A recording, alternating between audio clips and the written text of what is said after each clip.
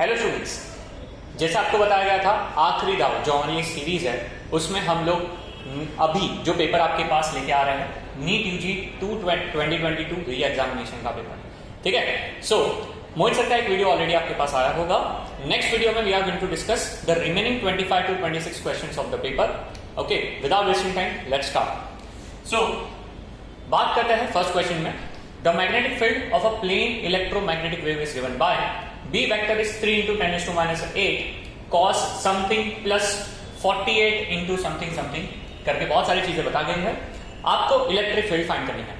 अब इसमें बहुत सारे तरीके हैं कि आप जो यहाँ पे ऑप्शंस दिख रहे हो, ये ऑप्शंस का अगर आप या तो वैल्यू फाइंड करने जाओ, ये वन ऑफ द वे है।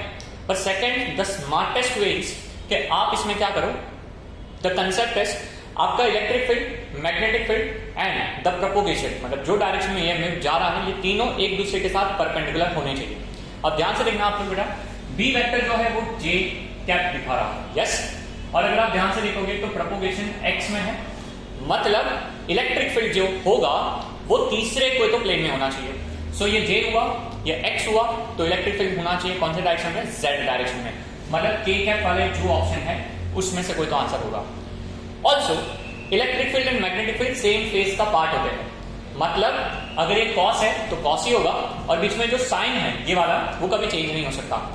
दैट्स व्हाई हमारे पास अब अगर दो ऑप्शन है तो अगर हम ध्यान से देखेंगे तो ये माइनस है, ये प्लस है, तो ऑब्वियसली ये प्लस है तो ये प्लस वाला ऑप्शन हमें सिलेक्ट करना चाहिए।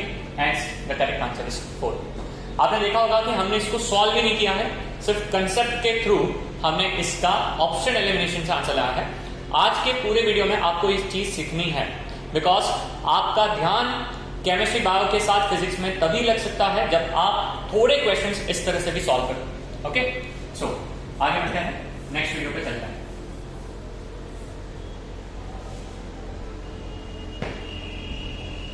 Question number 5, the second, sorry, the incorrect statement about the property of a standard. आपने देखा होगा जब से एनटी यानी नीट या तो जेडब्ल्यू मेंस अगर हम देखते हैं उसको टेक ओवर किया है तो 3-4 कैटेगरी के क्वेश्चंस है जो बहुत ज्यादा आ रहे हैं। अगर आपने मेंस का अभी का जनवरी अप्रैल का अटेम्प्ट देखा होगा, सो कौन से इनकरेक्ट है, statement 1, statement 2, match the column, assertion reason, या तो फिर इसमें से total number of correct statement बताओ।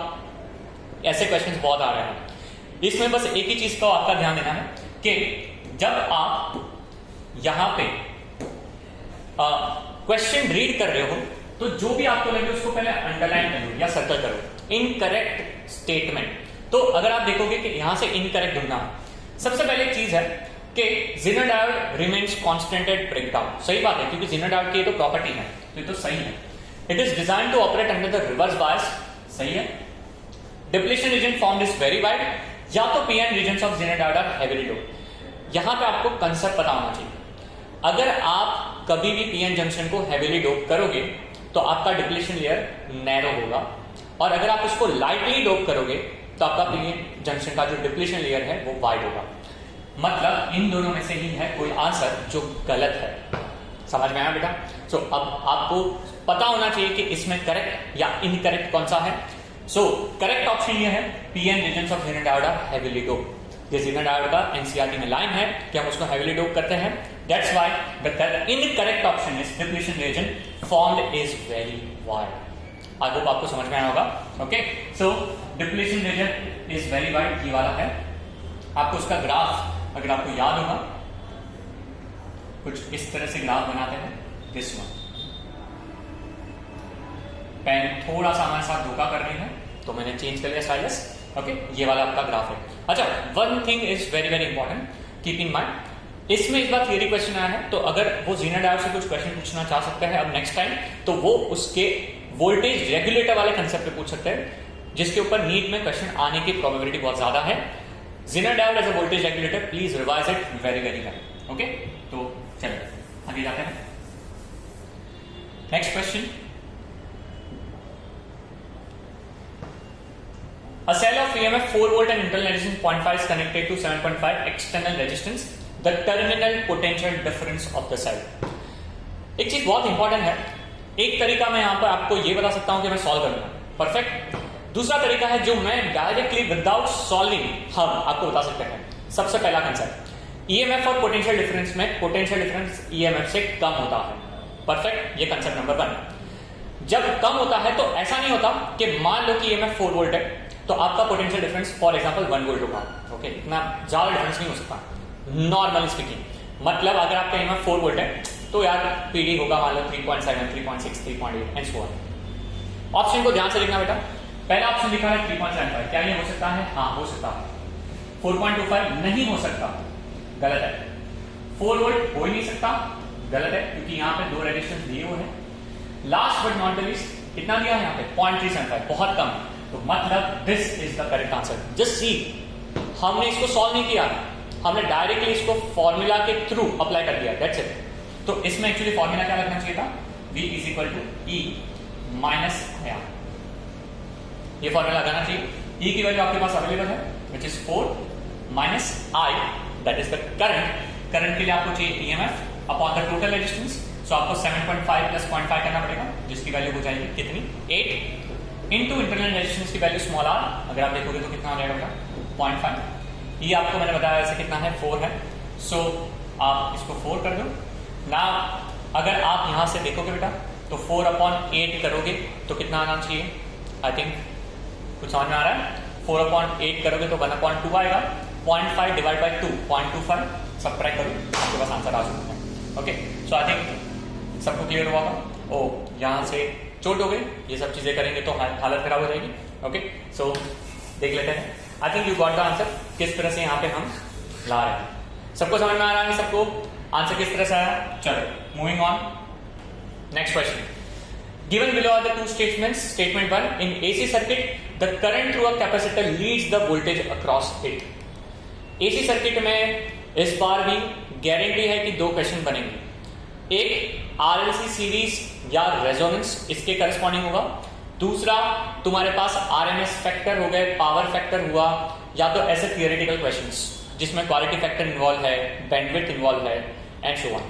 यहां पे अगर आप ध्यान से देखोगे कि in AC circuit the current through a capacitor leads the voltage across it. मैंने हमारे बच्चों के साथ ऑफलाइन सेशंस में बहुत बार डिस्कस किया है कि इसको याद रखने का तरीका है कि capacitor starts with C and the current is also start with T, मतलब कैपेसिटर में करंट लीड करता है। और आई थिंक यहां पे देख पा रहे हैं कि पहला स्टेटमेंट करेक्ट है, पर करंट कितने से लीड करता है? आई थिंक ये हर बच्चा इंडिया का जानता होगा कि जब हम बात करते हैं एसी में, और एसी में इंडक्टर और कैपेसिटर होता है, तो उसमें लीडिंग लैगिंग 90 डिग्री से होता है बेटा, है ना। सो 90 डिग्री से अगर हम बात करेंगे तो आंसर लीडिंग लैगिंग में 90 होना चाहिए। प्योर रेजिस्टर में लैगिंग नहीं होता या लीडिंग नहीं होता, उसमें इन फेज चलता है तो फाई 0 होता है। सो अगर हम ध्यान से देखेंगे, सेकंड स्टेटमेंट बोला in AC circuit containing pure capacitance only the phase difference between the current and the voltage is pi. यहां पे गड़बड़ है, पाई नहीं है बेटा, ये पाई बाय 2 होना चाहिए, 90 होना चाहिए। मतलब स्टेटमेंट 1 करेक्ट है और स्टेटमेंट 2 जो है वो इनकरेक्ट है। I think this is the correct answer.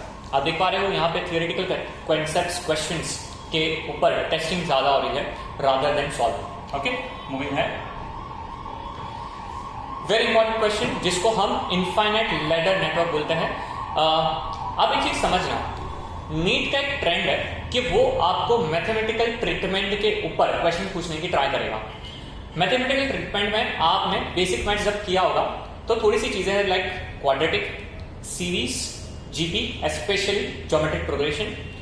Next very very important concept जिसका नाम है आपका बाइनोमियल एक्सपांशन। ओके, जो आपने यूज किया होगा फॉर एग्जांपल 1 + x⁻² -1, जो यूज होता है 1 - x + x² - x³ and so on. जब हम बात करते हैं ऐसे क्वेश्चन में, है ना, इसमें भी मैथ्स इन्वॉल्व होने वाला है। क्या इन्वॉल्व होगा वो अभी थोड़ी देर में पता चलेगा। काफी स्टैंडर्ड क्वेश्चन है जहां पे हमें देखना होता है सिमेट्री का यूज करना है। हम ऑब्जेक्ट को यहां से गो थ्रू करेंगे, हम यहां से देखेंगे और आपको यहां से दिख रहा होगा कि जब हम यहां से देख रहे हैं तो आपको ये पहले रजिस्टर, ये रजिस्टर, ये रजिस्टर दिख रहा है, ऐसा यहां पे यहां पे यहां पे दिख रहा है। सो इनफाइनाइट का अज्यूम करो इक्विवेलेंट वैल्यू r है, कितना है r, और मान लो अब इंफिनिटी में से 2 चीज को मैं कम कर दूं तो क्या फर्क पड़ेगा? सही है, ये इंफिनिटी मुंबई वाले बच्चों के लिए बता दूं, मलाड या अंधेरी वाला नहीं है। ओके, बहुत बकवास जुटता, बट ये इंफिनिटी नंबर है। ये इंफिनिटी में से अगर आप 2-3 कम कर दो तो क्या फर्क पड़ेगा? So I am going to replace this और ये फिर ये तो पूरे वाली जो पीछे वाली सर्किट है उसको भी मैं रिप्लेस किससे कर सकता हूं, आर से। तो इसको मैं किस तरह से रिड्रॉ कर सकता हूं, सो ये ऐसा ऐसा और ऐसा। सो ये हो जाएगा तुम्हारे पास आर, ये आपके पास है 1 1 1 और इसका भी इक्विवेलेंट कितना है बेटा। अब इसको सॉल्व करने के लिए पहले ये पैरेलल में होगा, पैरेलल के लिए फॉर्मूला, शॉर्टकट फॉर्मूला बेटा R1 R2 upon R1 plus R2, तो R into 1 upon R plus 1। So technically ये हो जाना चाहिए, सो R अपॉन R प्लस 1, ये होगा 1, ये होगा 1 और इसकी वैल्यू तो आपको पता ही है R। ओके, मैं इसको रिमूव कर देता हूं। ओके, अब ये तीनों सीरीज में है, तीनों सीरीज का इक्विवेलेंट R है, तो आपको लिखना पड़ेगा बेटा R is equal to, equivalent add करते हैं, सो 2 प्लस R अपॉन क्या हो जाएगा बेटा R प्लस 1। क्रॉस मल्टीप्लाई करेंगे तो ये क्रॉस मल्टीप्लाई होगा तो क्या होगा R square plus R is equal to, आप देख रहे हो रंग बदल रहा है मार्कर।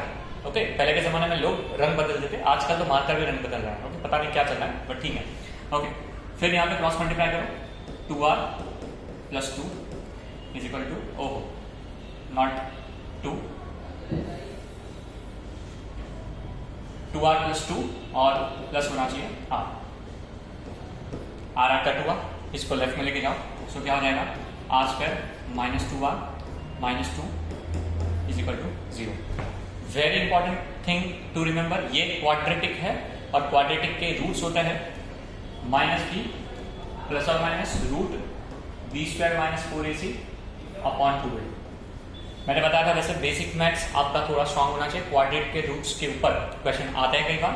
सो आपको माइनस, ये माइनस लेना पड़ेगा तो ये हो जाएगा प्लस 2 प्लस और माइनस रूट ऑफ 2 का square 4 minus 4 into a is 1 and c आपका माइनस 2 है अपॉन 2 इंटू a अगेन 1 है।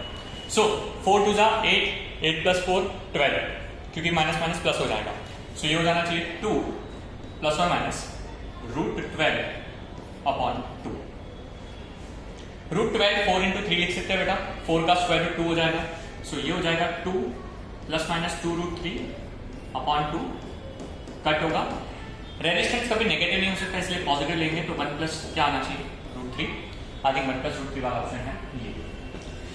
इसकी और प्रैक्टिस आप कोई भी एक स्पेसिफिकली आपका कोचिंग मॉड्यूल ले लो, या तो आपके पास कोई दूसरी रेफरेंस बुक्स है, उसमें से भी अगर आप करोगे तो इसके फाइनल रेडे वाले मिलेंगे।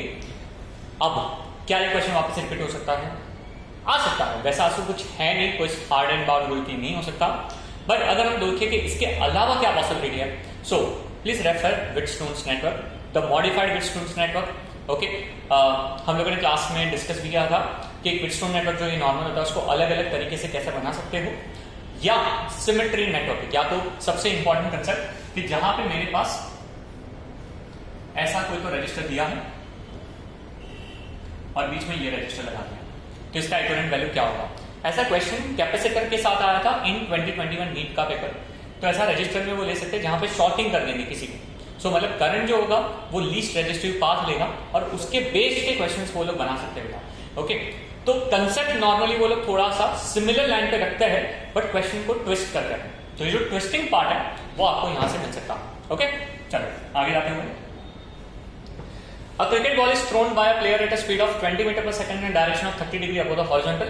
The maximum height attained by the ball during its motion is. Very simple question. Okay. H का फॉर्मूला यूज करना है u square sine square theta by 2t. Okay, u के बारे में बात करेंगे तो आपका स्पीड दिया हुआ है 20 का square which is 400, sine 30 is half और उसका भी स्क्वायर करेंगे तो 1/4 हो जाएगा। ओके, इंटू 2 इंटू जी करेंगे हम, सो आई थिंक 1 0 कट हो जाएगा, 4 2 जाए 8 40 कट होगा, तो आंसर 5 मीटर आएगा। 5 metre first option is the correct answer. काफी सिंपल क्वेश्चन है। ओके, अब ये क्वेश्चन था प्रोजेक्टाइल का, सही है। प्रोजेक्टाइल में इसके अलावा क्या क्या था? रेंज, परफेक्ट कॉम्प्लीमेंट्री रेंज हो गया, टाइम ऑफ फ्लाइट हुआ। क्योंकि नीट है तो नीट में वो इंक्लाइन वाली चीजें पूछने के चांस थोड़े कम है, बट दे कैन आस्क कि मान लो एक एरोप्लेन जा रहा है, एरोप्लेन से कोई ऑब्जेक्ट को लॉन्च किया है ना, सो इट्स लाइक हाइट से ऑब्जेक्ट को ऐसा थ्रो किया, ये क्वेश्चंस को अब आप ज्यादा फोकस करो। सी अगर आपको बेसिक चीजें समझ में आती है ना तो प्रोजेक्टर में ज्यादा दिक्कत नहीं है। और स्पेशली ये एक फॉर्मूला देख लेना, द इक्वेशन ऑफ ट्रेजेक्टरी, है ना, इंपॉर्टेंट पार्ट है। Now, next question. A closely packed coil having 1000 turns has an average radius of 62.8 cm. If the current carried by the wire of the coil is 1 ampere, the value of magnetic field produced at the center of the coil. यहाँ पे word आपको समझना है, at the center of the coil. So, B center का formula आपको पता है, mu not an I by 2r. Now, गलती क्या होती है पता है? समटाइम्स अगर आप बहुत गाय में होते हो और मैग्नेटिक फील्ड देखते हो, नंबर ऑफ टर्न देखते हो, सेंटर देखते हो, तो कॉइल वर्ड समटाइम्स माइंड से मिस होता है और आपके दिमाग में आ जाता है सोलेनॉइड, टॉरॉइड। सही है? अब आपकी गलती नहीं है क्योंकि हम लोग हड़बड़ी में रहते हैं बेटा, और उसके फॉर्मूला भी काफी सिमिलर है। हम बात करते हैं सोलेनॉइड का तो वो म्यू नॉट एन आई है, टॉरॉइड का भी म्यू नॉट एन आई, पर उसमें जो एन होता है वो number of turns per unit line का, याद होगा। इस बार क्वेश्चन अगर कॉइल का है, सेंटर ऑफ द कॉइल का, तो सोलेनॉइड टॉरॉइड की प्रोबेबिलिटी थोड़ी बढ़ जाती है। सोलेनॉइड टॉरॉइड के फॉर्मूला अच्छे से कर लो, सिंपल है, मैंने बताया वैसे म्यू नॉट एन आई है। अब यहाँ पे सब्स्टिट्यूट करना चालू करते हैं। म्यू नॉट की value 4 pi into 10⁻⁷। Number of turns अगर हम देखें तो 1000 मतलब 10⁻3। पावर्स में कन्वर्ट करना चालू करो। करंट 1 एम्पियर है, बहुत सिंपल है। 2 आर, आर कितना है बेटा? 62.8 सेंटीमीटर। आपने देखा वो लोग नंबर्स भी ऐसे दे रहे हैं जो पाई के साथ कट हो पाए, है ना, तो 62.8 सेंटीमीटर, जिसको मैं ऐसा लिखूंगा 62.8 इंटू 10⁻²। आई थिंक आप एग्री करोगे, ये 2 और 4 कट होगा तो 2 आ जाएगा। ओके, थोड़ा सा हम डायरेक्ट करेंगे। 2 pi is basically pi 3.14 to 6.28, so वो कट हो सकता है। And I think you will agree कि अगर वो कट होगा तो आप इसको इजीली कट कर पाओगे। कैसे कट कर पाओगे बेटा? 2 पाई इसके साथ कट होगा और यहाँ पे 10 है। नाउ दिस 10 इंटू 10⁻², अगर हम बात करें तो क्या आना चाहिए? 10⁻1। ओके, 10⁻1 ऊपर जाएगा तो ये हो जाएगा 10⁻7 इंटू 10⁻3 इंटू 10⁻1। ये -1 था, ऊपर जाएगा तो क्या बनेगा? +1। 3 + 1 4, -7 + 4 10⁻3। So the correct answer is 4 10⁻3 + 1. One more thing मैं यहाँ पे ऐड करना चाहूंगा। समटाइम्स वो लोग आपको रिलेटिव परमियाबिलिटी भी दे सकते हैं, तो इसमें आपको सिर्फ μr ऐड करना पड़ेगा अगर वो दिया है तो, वरना वैक्यूम के लिए ये वैल्यू क्या होती है? 1 होती है। ठीक है, भूलना मत, ये इंपॉर्टेंट चीज है। ओके, आगे बढ़ते हैं। An inductor of inductance 2 milliamp is connected to 220 volt 50 or something. Let the inductive reactance is X1. If 220 volt DC source replaces the AC source, then the inductive reactance in the circuit is X2. DC source मतलब frequency 0, तो XL is omega L मतलब 0। और अगर यही question में XC पूछा होता, very sorry, XC पूछा होता तो ये 1/, क्या होता? ओमेगा C, और उसमें ये इंफिनिटी हो जाता। समझ में आया? और बाकी तो जैसे आपको समझ में आ गया होगा कि अगर हम लोग को AC में कैलकुलेट करना है तो ओमेगा लेना है, तो which is 2 pi f L। तो अगर आप मल्टीप्लाई करोगे practically you will get the answer 50 into 2 that is 100, और पाई क्या है तुम्हारे पास?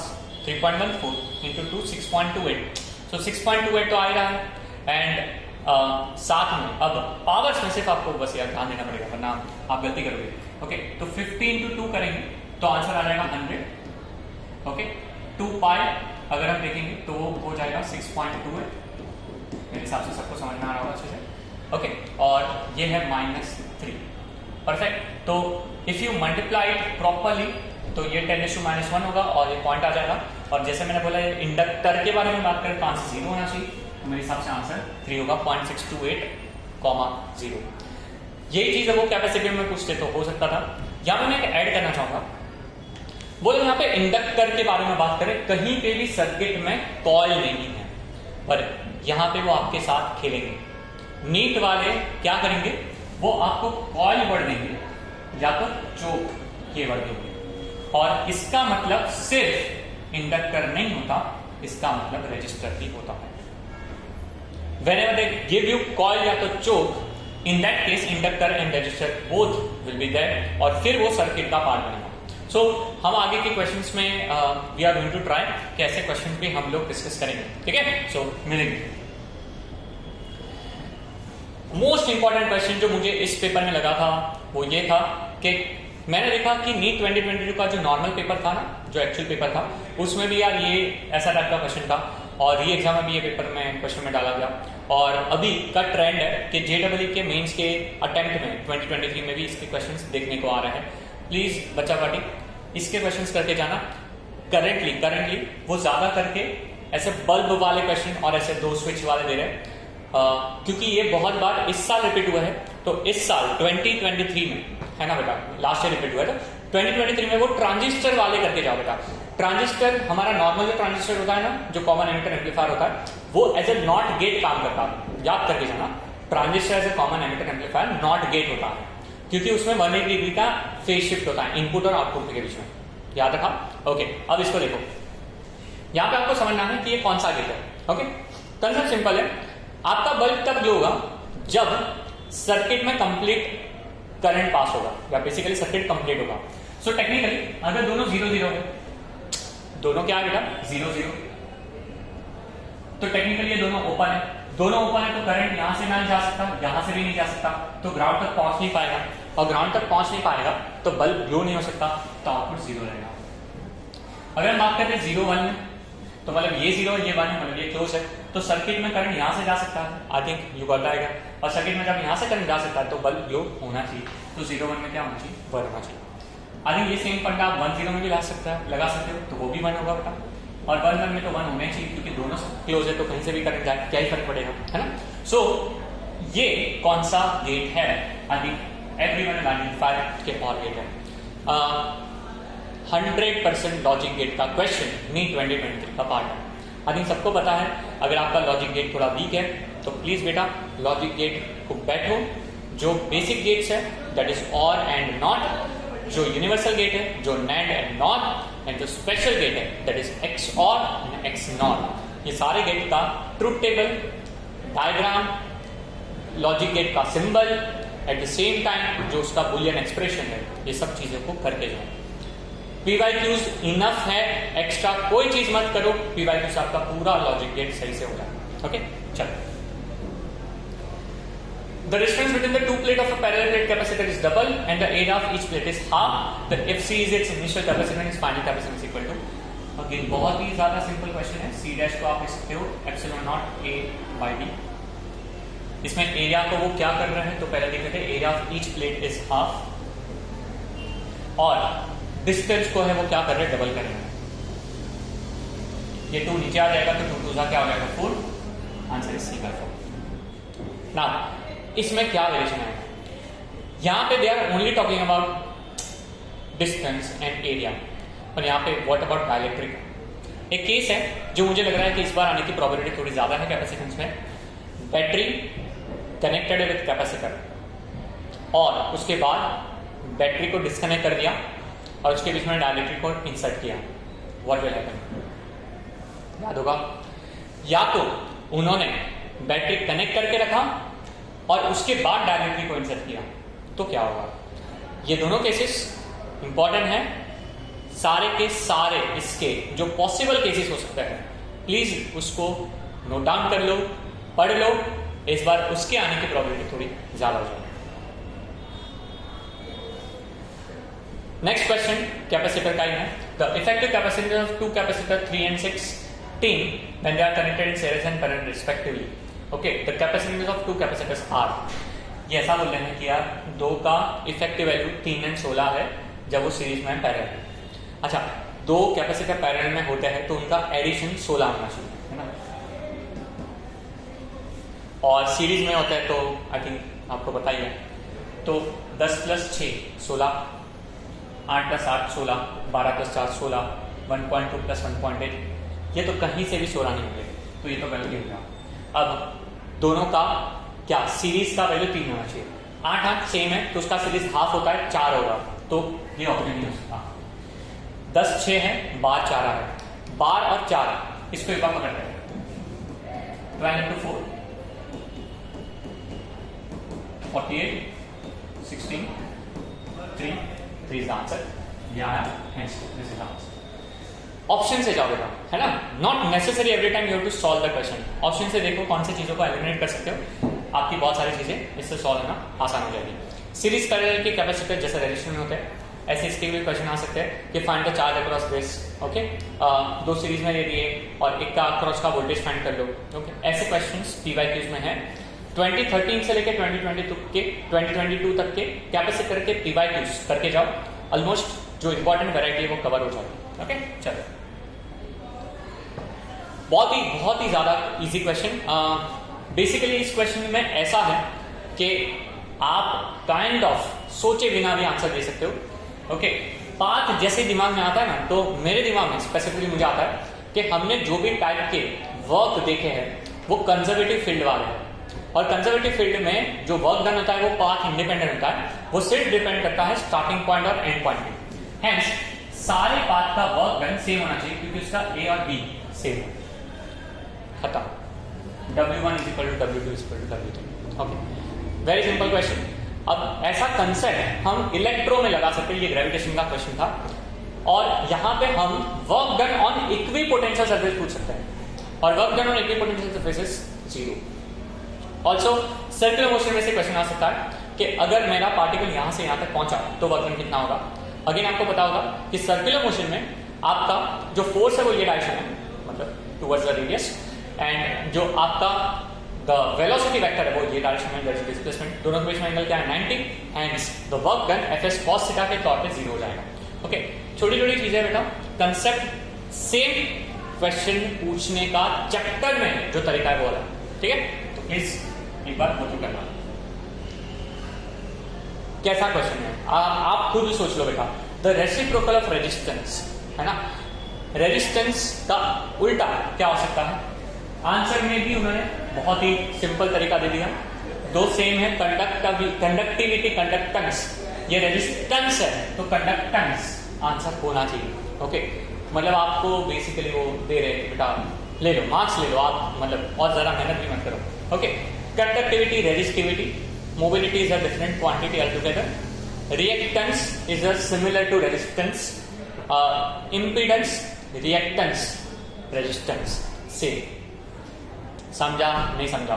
Okay, admittance, conductance, susceptance same. Repeat कर रहा हूं, रिएक्टेंस, रेजिस्टेंस, इंपीडेंस, ये सारे तीनों सेम होते हैं, सबका यूनिट ओम है. कंडक्टेंस, एडमिटेंस, ससेप्टेंस, सबका यूनिट उल्टा मो, और टेक्निकली ये सारे भी सेम. ठीक. The ratio of magnitude of magnetic field and electric field of electromagnetic field, तो वो B0 अपॉन E0 पूछ रहे थे. बाय द वे हमें हर बच्चे को पता है कि E0 अपॉन B0 C होता है. EM वेव का बेसिक. EM वेव से एक क्वेश्चन तो आ रहा है मिनिमम, और मुझे तो लग रहा है कि 2 क्वेश्चन भी आ सकते हैं looking at the current NTA का पैटर्न. जैसे इसमें भी आपने देखा होगा, क्वेश्चन 1 हमने डिस्कस किया, ये वापस एक बार आया. अब देखो यार, उसमें एक बार डायरेक्शन के बारे में उन्होंने डिस्कस किया, इस बार इसके बारे में डिस्कस किया, तो ईएमएम में टॉपिक और कौन सा बचा, थोड़ा सोचो. एक तो टॉपिक बचा है बेटा about the different kind of EM waves के स्पेक्ट्रम. सही है, तो प्लीज प्लीज प्लीज जो एनसीईआरटी में टेबल दिया है उस टेबल को अच्छी तरह से पढ़ो. दूसरा, the most important part, EM waves के अंदर आपको पता होगा कि जो फेरेडेस के या हमारे पास मैक्सवेल है, मैक्सवेल के इक्वेशंस है, आपको बताओगे ना 4 equation, the most important 4 equations. वो 4 इक्वेशन आपको वो मैच द कॉलम में पूछ सकते हैं. समझ में आ रहा है बेटा? तो वो 4 इक्वेशन एंड जो मैंने आपको बताया कि वो जो टेबल है वो 2 और ज्यादा अच्छे से करना. I am not telling you कि बाकी सब नहीं करना है बेटा, पर मैं ये बता रहा हूं ये 2 चीज आपको इस बार ज्यादा फोकस से करनी है, पूछने की ज्यादा प्रोबेबिलिटी है. The shape of the magnetic field lines due to infinite long straight current carrying conductor. I think पता है हम लोग को, ये हमारा स्ट्रेट करंट कैरिंग कंडक्टर है और ये अपने सराउंडिंग में ऐसे kind of magnetic field create करता है. हमें पता है डायरेक्शन लाइक दिस. ये जो डायरेक्शन है आपको पता है ये कौन सा है, सर्कुलर, सर्कुलर इज आंसर। अच्छा, अब ये तो एक शेप हुआ, ऐसे किसमें क्वेश्चंस है जहां पे हम लोग डिस्कस कर सकते हैं? तो एक तो हुआ मैग्नेटिक फील्ड का ट्रेजेक्टरी, कि अगर मेरे पास एक मैग्नेटिक फील्ड लाइंस है और एक चार्ज पार्टिकल को मैंने थीटा इक्वल टू 0 पे एंटर करवाया तो वो कैसे जाएगा, स्ट्रेट लाइन। 90 पे करवाया तो सर्कुलर, 0 से 90 के बीच में कोई भी एंगल हुआ तो हेलिकल। शेप समझ में आ रहा? अगेन शेप टाइप का क्वेश्चन। दूसरा, ट्रेजेक्टरी ऑफ द सैटेलाइट। अगर आपको याद होगा तो ग्रेविटेशन चैप्टर में एक सैटेलाइट को हम लॉन्च करते हैं तो उस लॉन्चिंग में भी अलग अलग शेप्स बन सकता है ना, कि एस्केप वेलोसिटी से ज्यादा है, कम है, क्रिटिकल से इक्वल है, ज्यादा है, सो ऑन। वो भी आपको as a match the column आ सकता है या तो डायरेक्टली पूछा जा सकता है। इंपॉर्टेंट कंसेप्ट, दोनों चीज को अच्छे से करना, ठीक है। चलो, a standard filament lamp consumes 100 watt connected to 200 volt AC main supply, the peak current through the bulb is। बहुत सारे बच्चे यहाँ पे गलती कर सकते हैं, सो मैं यहाँ पे थोड़ा सा इसको कर रहा हूँ। पीक वैल्यू पूछिए, आरएमएस में पूछा, okay. Peak is I not, RMS is IRMS। Also मैं लुकिंग एट द ऑप्शंस, ये दो काफी नियरर लिख रहे हैं क्योंकि 1.414 इज √2 एंड 0.707 इज 1/√2। तो ऑप्शन करेक्ट होने की प्रोबेबिलिटी ये दो की ज्यादा है 1 in 3 में, ओके। चलो देख लेंगे, बहुत सिंपल क्वेश्चन है।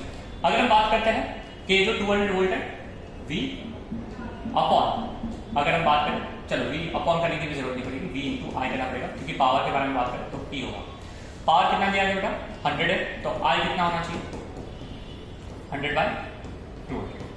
आंसर हो जाएगा कितना, 1/2। अब आप बोलोगे सर 1/2 तो आया, पर ये कौन सा करंट है? ये 1/2 जो करंट है वो आपका RMS है। कैसे पता? If they are not specified in the question, तो जो भी वोल्टेज दिया होता है वो RMS होता है, कभी भी पीक नहीं होता, RMS ही होगा। पीक स्पेसिफाई करने का तरीका होता है ऐसा, 200 sin ओमेगा t। ये और पीछे साइन का फंक्शन है, तो ही समझना कि आपका कौन सा वैल्यू बेटा पीक वैल्यू है। सो मैंने 1/2 फाइंड किया, तो ये कौन सी वैल्यू होगी? मैंने बताया वैसे RMS। RMS होता है I0/√2।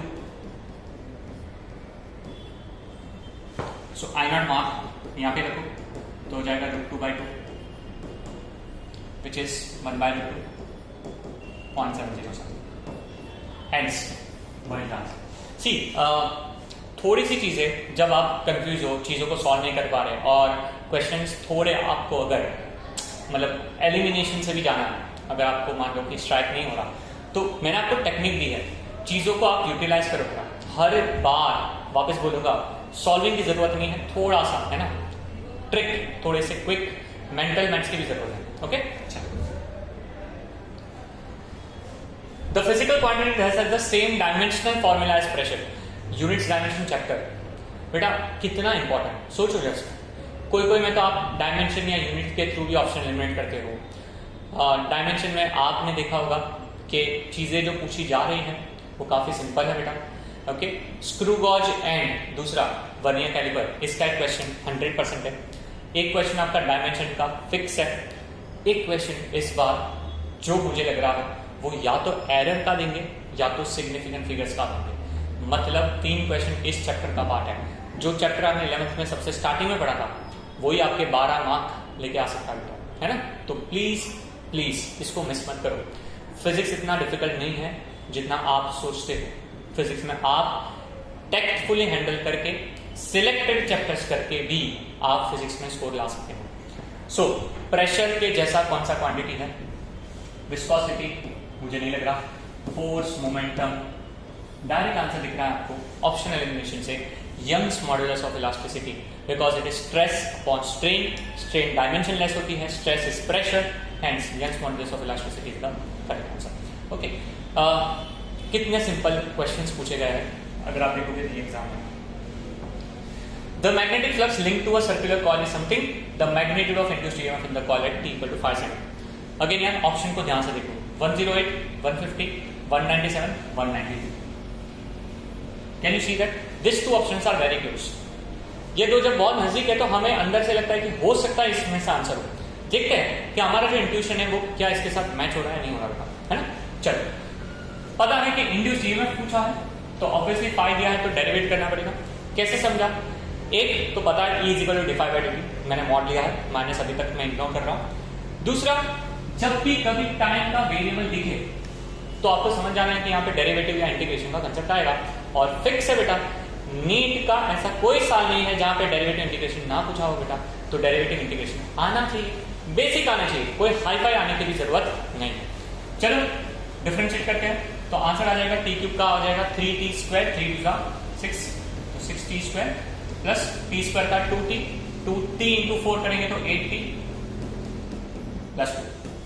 t की वैल्यू सब्स्टिट्यूट करो तो t की वैल्यू कितनी दी गई है बेटा? ओके 5, 5 का स्क्वायर 5 स्क्वायर 25, 25 इंटू 6 करेंगे तो आई थिंक 150 हो जाएगा। वैसे अभी रुक जाना चाहिए, आंसर आ चुका है, बट स्टिल हम लोग करेंगे 5 इंटू 8 करेंगे तो 40 प्लस 2, लास्ट में 2 आ रहा है तो 192 का करेंगे। हमारा इंट्यूशन हमारे आंसर के साथ कितना ज्यादा मैच होता होगा, कुछ समझ में आ रहा है बेटा? ओके चलो देखो, क्वेश्चन दिखने में खतरनाक, पर अब अगर देखेंगे तो एक ऑप्शन मुझे 0 दिख रहा है। 0 क्या आंसर हो सकता है? कई बार हमें लगता है कि यार कुछ ना समझे तो 0 पे मार्क कर दो, दिखता है। यहां पे पूछा गया 6 चार्जेस रखे हुए ऐसे और आपको वर्क डन फाइंड करना है bringing a charge Q naught to the centre of the hexagon from infinity. तो मान लो कि ये इंफिनिटी है और यहाँ पे पहले Q नॉट रखा गया था। जब Q नॉट यहाँ था, यहाँ पे नहीं था, तो सिर्फ चार्जेस इतने ही प्रेजेंट थे, समझा?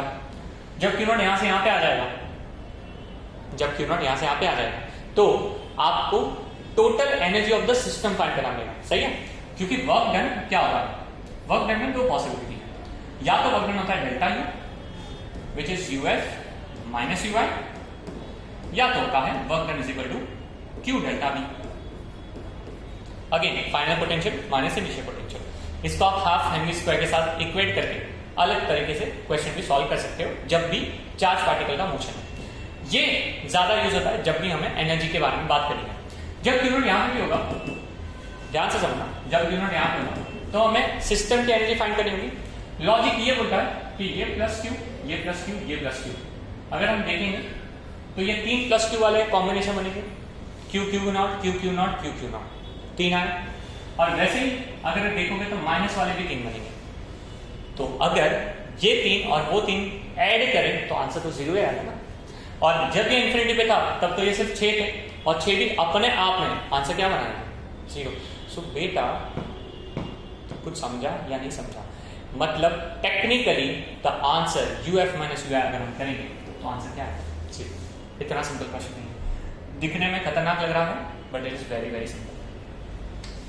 ग्राफ, NCERT के ग्राफ को आप लोग बेटा अच्छे से सारे के सारे एक बार बैठो, वन डे आपको डेडिकेट करना चाहिए 11-12 की जितनी भी NCERT में जितने भी ग्राफ है, क्योंकि फिक्स है पूरे नीट के पेपर में 2 मिनिमम ग्राफिकल क्वेश्चंस आपको आने वाले हैं। मार्क अवर वर्ड्स, 2 क्वेश्चन मतलब 8 मार्क आपको बोनस रहेगा ग्राफ टाइप के क्वेश्चंस। या तो आपको एरिया अंडर द कर्व पूछेंगे, या तो आपको स्लोप पूछेंगे, या तो आपको इंटेंसिटी कर्व पूछेंगे, या तो आपको पोटेंशियल कर्व पूछेंगे, या तो आपको बाइंडिंग एनर्जी वर्सेस न्यूक्लियॉन पूछेंगे, या तो आपको input output characteristic of transistor पूछेंगे, या तो आपको कुछ भी पूछ सकते बेटा। आपको सिर्फ कुछ नहीं करना, ग्राफ बताने हैं, ग्राफ देखने हैं और ग्राफ के साथ लिख के जितने ग्राफ है उसके नीचे का एनालिसिस लिख देना है। आप सोच नहीं सकते बेटा 8 मार्क आपके फिक्स हो गए। One day you have to dedicate and in one day आपके सारे ग्राफ कवर हो सकते हैं। कितना सिंपल का ग्राफ पूछा है? पॉजिटिव एक्सेलरेशन का ग्राफ पूछा है। Can you just imagine? Positive acceleration मतलब आपका स्लोप बढ़ना चाहिए, क्योंकि ये ग्राफ पोजीशन वर्सेस टाइम का है, आपका स्लोप बढ़ना चाहिए। और स्लोप बढ़ने के लिए यहाँ पे अगर आप देखोगे तो यहाँ पे स्लोप बढ़ता दिख रहा है, इस केस में स्लोप कम हो रहा है। कैसे समझा अंकित सर? आपको जो भी पॉइंट है वो पॉइंट पे आपको टेंजेंट ड्रॉ करना है। ये टेंजेंट बना, ये टेंजेंट बना, इस पे अगर आप देखेंगे तो ये टेंजेंट बना, ये टेंजेंट बना। इसमें स्लोप कम हो रहा है, इसमें स्लोप बढ़ रहा है। स्लोप बढ़ा मतलब वेलोसिटी बढ़ा, वेलोसिटी बढ़ा मतलब एक्सेलरेशन पॉजिटिव है। इसमें तो हो ही नहीं सकता क्योंकि स्लोप कांस्टेंट है। तो ये 2 ग्राफ तो ऐसे हैं जिसमें वेलोसिटी कांस्टेंट है और वेलोसिटी कांस्टेंट मतलब एक्सेलरेशन 0। तो दिस 2 ग्राफ आर इंपॉर्टेंट, समझा आगे जाते हुए। The collector current in a common base amplifier using NPN transistor is 24 milliampere. So IC की वैल्यू 24 दी है. If 80% of the electron released by the emitter is accepted by the collector, electron कौन release कर रहा है? Emitter. और कौन collect कर रहा है? Obviously collector. Then the base current is numerically. और पूछा क्या है बेटा? Base current. Now very important. Electron emitter to collector जा रहे हैं, बराबर. तो वो एमिटर से कलेक्टर में जाएंगे और बेस में जाएंगे. मतलब electronic current is from emitter to base और emitter to collector. And conventional current and electronic current are opposite in nature. तो अगर electronic current emitter to base जा रहा है तो conventional current base to something आना चाहिए, मतलब फ्रॉम बेस आना चाहिए, बेस की तरफ आना चाहिए, into the base. Hence leaving the base option direct eliminate, entering the base option बचे. इन दोनों में से अभी देखना है कि कौन सा आंसर करेक्ट है. फॉर दैट बेसिक फंडा लगाना चाहिए. हम लोग को समझ में आ रहा है कि यहाँ पे 80% जो है वो इलेक्ट्रॉन्स करेक्ट हो रहे हैं. सो आपका फैक्टर 0.8 हो जाएगा, विच is IC upon IE. I hope ये सबको समझ में आ रहा होगा. और आपको पता है IE क्या होता है, which is IC plus IB. IC की वैल्यू दी गई है, I think you will agree. IC की वैल्यू कितनी दी गई है, विच इज 24. so, इसको 24 डाल दो बेटा. IE कैलकुलेट कर सकते हो. IE हो जाना चाहिए 24/0.8. यहां से वो 30 आ जाएगा. सो 30 प्लस IB करो. देख रहे हो ना बेटा मार्कर किस तरह से रंग चेंज कर रहा है. जब भी इंपॉर्टेंट चीजें आ रही है तभी वो आ रहा है. तो सेटिंग देख रहे हो हमारे. ओके. सो IE की वैल्यू 30 - 24 आंसर क्या हो जाएगा? 6. सो 6 milliampere and enter in the base. जब इंपॉर्टेंट चीज आए तो इस बार धोखा दी. ओके, कोई बात नहीं, होता है. चलो, in a gravitational field the gravitational potential is given by V is equal to -k/x. The gravitational field intensity at a point something is कितना? आपको पता है E होता है -dV/dx. अभी जस्ट मैंने बोला था कि डेरिवेटिव आने वाला है, आता रहेगा. ओके, वैसे ही यहां पे भी डेरिवेटिव करना पड़ेगा. ये माइनस साइन इस माइनस साइन के साथ जब आएगी तो पॉजिटिव बन जाएगा. तो इसमें k बाहर निकलेगा. Derivative of 1/x upon dx हमें फाइंड करना है. 1/x का जो डेरिवेटिव होता है वो होता है -1/x². तो ये हो जाएगा -k/x². और x की वैल्यू हमें समझनी है. ये x है तो इसमें से x क्या है? 2. तो 2 वैल्यू सब्स्टिट्यूट करो तो it should be -k/4. -k/4 वाला ऑप्शन कौन सा है? 3. और 3 इज द करेक्ट आंसर. आप बोलोगे सर इजी था, इसमें और वेरिएशन क्या आ सकता है. एक नीट का एक बहुत थोड़ा पुराना PYQ है जिसमें उन्होंने v -k/x के बदले v as a function of x y z दिया. जब x y z देते हैं तो मैं क्लास में डिस्कस कई बार कर चुका हूँ. यहाँ पे आपको यूज करना है पार्शियल डेरिवेटिव का कंसेप्ट, दैट इज ∂v/∂x. और आपको यहाँ पे क्या करना होता है, आपको v का डेरिवेटिव लेना है with respect to x, treating y and z constant. Treating y and z constant. Very important concept, revise करो. क्या पता है लास्ट ईयर यह आया था, तो इस बार they can ask about the partial derivative. Okay, चलो. Two very long straight parallel conductor. यहीं से क्वेश्चन क्लियर हो गया कि मतलब यहाँ पे आपको फॉर्मूला लगाना है. 2 स्ट्रेट वायर है और इसके बीच में फोर्स ऑफ अट्रैक्शन या रिपल्शन होगा.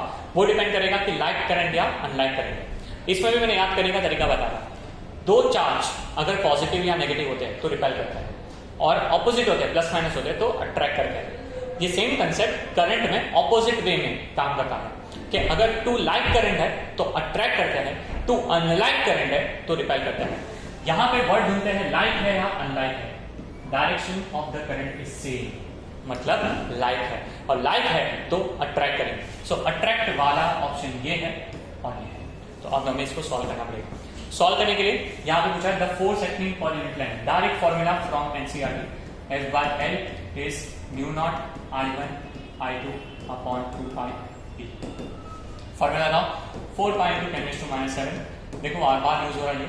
I1 I2 10 5 कितना हो जाएगा बेटा, है ना, 50 हो जाएगा. 2π तो ऐसे किस रहेगा. D डिस्टेंस दिया है 10 centimetre which is 0.1. 2π 4π I think we can easily cut. Yes और नो. तो 2π 4π कट हुआ तो आंसर क्या हो जाएगा, 2 हो जाएगा. परफेक्ट.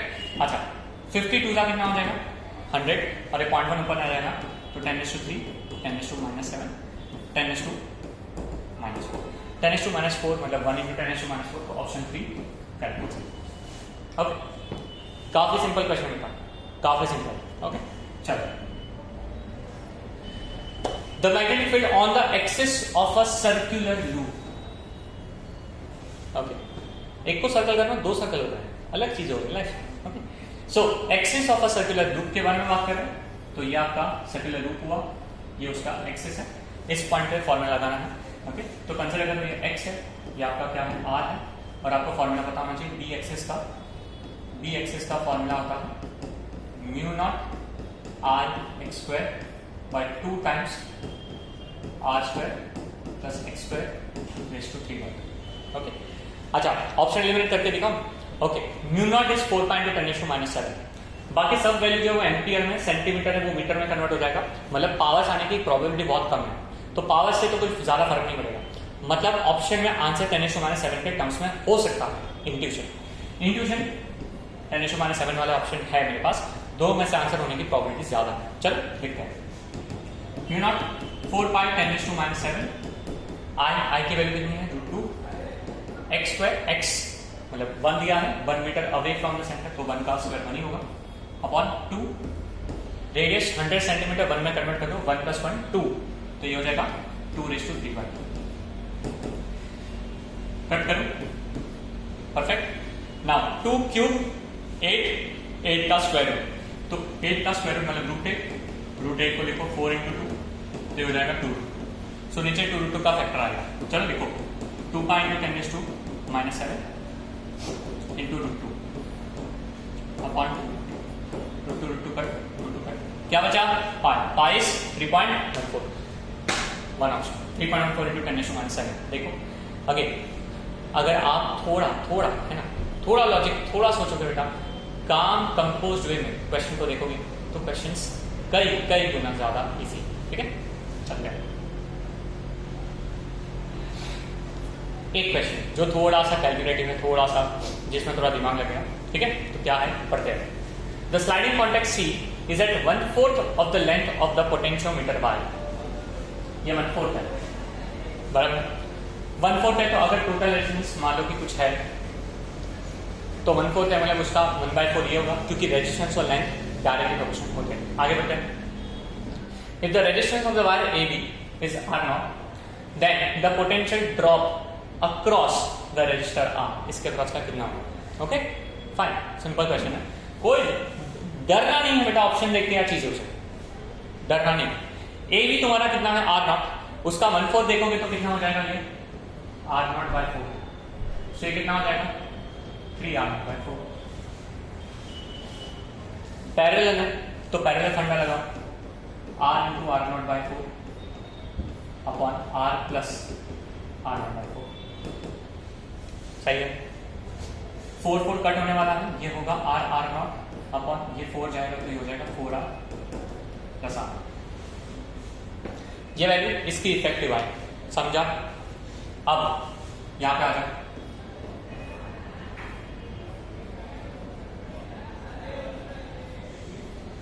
ये आपका है 3R0/4 और ये आपका है R0 upon 4R + R। I hope समझ में आ रहा है ना बेटा। ये है भी तुम्हें फाइंड करना है वोल्टेज अक्रॉस दिस क्योंकि इसके अक्रॉस का वोल्टेज फाइंड करना सही है। तो लेट अस से इसका वैल्यू है V1 इसका वैल्यू है V2 ना।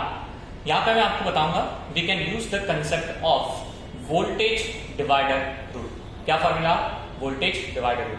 वोल्टेज डिवाइडर रूल ये बोलता है रेजिस्टर में कि अगर आपको V1 फाइंड करना है तो आपको उसका रेजिस्टेंस लिखना है सबसे पहले ऊपर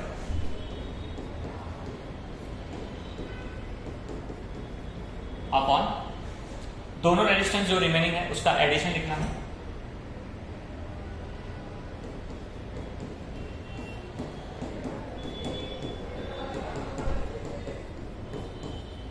इनटू जो टोटल वोल्टेज है वो। आई नो थोड़ा सा देखने में डरावना लग रहा होगा पोटेंशियल मत लो, ओके कर लेंगे। 4 यहाँ मल्टीप्लाई करो, ये यहाँ मल्टीप्लाई करो, क्या होगा देखो,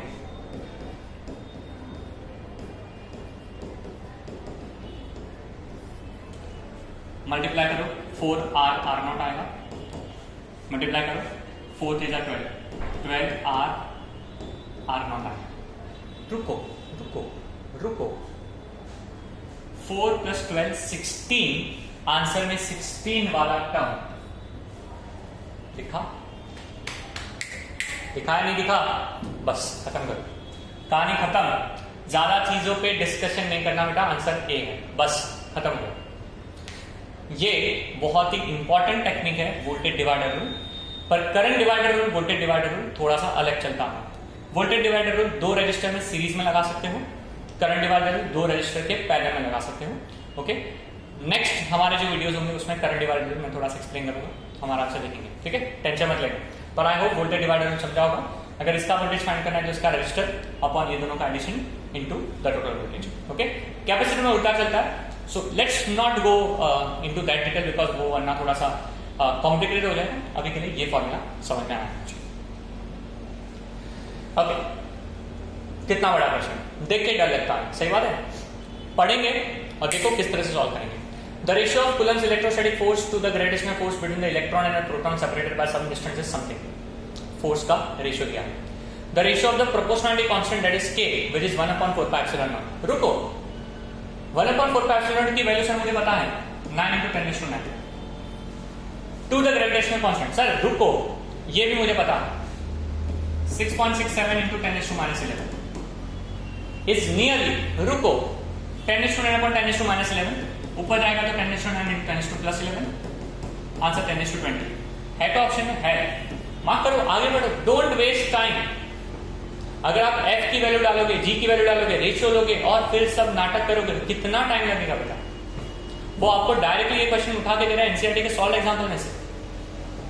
वहां पे 2 प्रोटॉन 2 इलेक्ट्रॉन के बीच में इलेक्ट्रोस्टैटिक ग्रेविटेशनल फोर्स पूछा है और रेशियो पूछा है, वो कुछ 10⁻31 या उसके पास में कुछ जाता होगा, बस उन्होंने ये इजी कर दिया।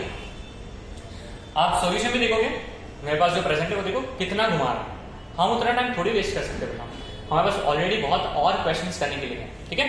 सो लास्ट क्वेश्चन है, the percentage error in the measurement of g given that g is something, कितना होगा। सो परसेंटेज एरर बोला था ना, error is very important topic, तो इसमें एंट्री मारा है। सो परसेंटेज जी, कांस्टेंट का कोई रोल नहीं होता, तो which is percentage error plus addition subtraction division multiplication, error add होता है, ब्रह्मास्त्र, addition subtraction multiplication division, error add होता है। दूसरा पावर रूल, पावर जो रहती है वो मल्टीप्लाई होती है, सो टी की पावर 2 है तो यहां हो जाएगा 2 × percentage T. Percentage L find करना है तो 0.1/10 करो इंटू 100 करो, समझा नहीं समझा, करो आंसर बनाए, प्लस 2 × परसेंटेज टी, 1/100 × 100, ये तो 1 ही आएगा, खत्म, प्लीज आंसर हो गया, पेपर सॉल्व, दैट्स इट। जिस सब्जेक्ट से आप डरते हो उस सब्जेक्ट के लिए आप क्यों डरते हो वो अब अपने आप से क्वेश्चन पूछो। मैं कुछ ऐड करना चाहूंगा, मैं थोड़ा सा, हम लोग को थोड़ा बुरा ये लगता है कि समटाइम्स आपको YouTube से जब आप वीडियो देखते हो तो बहुत सारे अच्छे लोग, एजुकेटर्स ऐसा बोलते हैं कि लास्ट 20-25 डेज में आप फिजिक्स मत करो, अगर आपसे नहीं हो रहा है 2 साल में जो चीजें करी हैं अगर उससे भी फिजिक्स नहीं हुआ तो लास्ट 20 डेज से क्या ही होगा, तो आप कैम बायो पे फोकस करो। हम ना नहीं बोले बेटा, कैम बायो के पे ऊपर फोकस करो, पर एक चीज समझो, आपकी मेडिकल की जो सीट है ना वो कभी भी 2 सब्जेक्ट से हासिल नहीं होती। और ये मैं इसके लिए नहीं बोल रहा क्योंकि हम लोग फिजिक्स पढ़ाते हैं इसलिए हम लोग को सब्जेक्ट से प्यार है और दैट्स व्हाई हम आपको इस तरह से कुछ बताना चाह रहे हैं, हम ऐसा बोल भी नहीं रहे बेटा। पर आप फिजिक्स में थोड़ी सी मेहनत करके, सिलेक्टेड चैप्टर्स करके, एटलीस्ट 12, 13, 14, 15 जो भी क्वेश्चन आपसे बन सकते अगर आपने किए और 60-70 स्कोर भी आपने लाया बेटा, वो आपका टोटल स्कोर में एडिशन ही करेगा। आप कैम और बायो में मैक्सिमम कितना जाओगे, लेटर से बायो में आपने 330 मार्क, कि मैं आपने फॉर एग्जांपल 120 मार्क 130 मार्क अगर आप ऐड करोगे तो स्कोर जा जाके कितना जाएगा 440, 450, 460।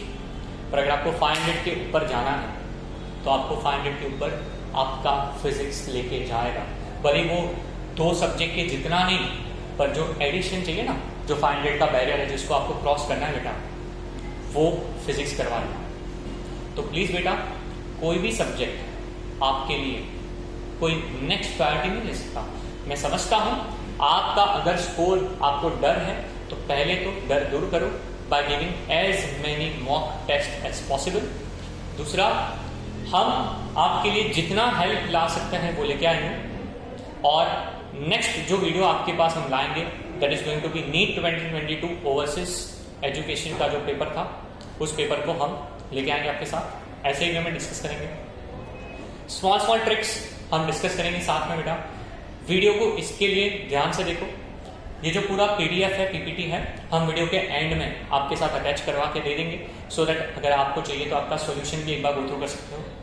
और एक चीज समझो, हमारा ये मेजर जो एम है वो यही है, नंबर 1 आपका फिजिक्स का डर दूर हो, नंबर 2 आपका जो ड्रीम है वो आप उसको हासिल करें। Thank you so much, all the best. मिलते हैं जल्द ही नेक्स्ट वीडियो की तरफ।